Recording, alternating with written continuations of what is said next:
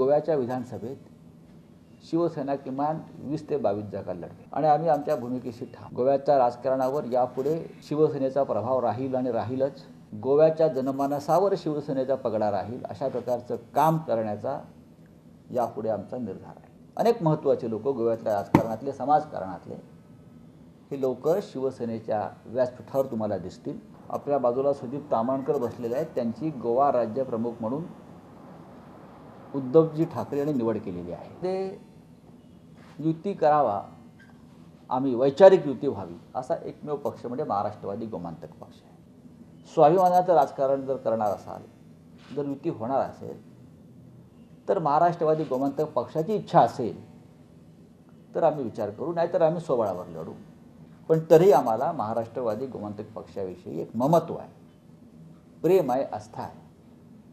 आणि ती आस्था जर एकत्र येऊन काम केलं तर गोव्यावर शिवसेना आणि मगोचं एकत्रित राज्य येऊ शकेल. आणि मगो पक्षाचा मुख्यमंत्री झाला तरी आमची काही अडचण नाही. गोव्याचे भाग्य विधाते भाऊसाहेब बांदोडकरांचा आम्ही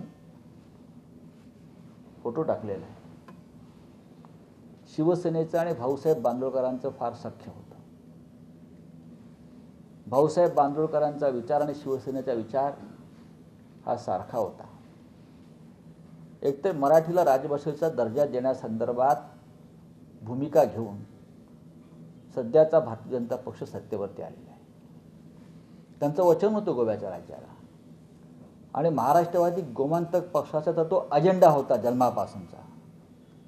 हे आज मगोचे आजचे नेते विसरत आहेत आणि ज्यांनी आश्वासनं दिली सत्तेवर येण्याआधी ते विसरत आहेत.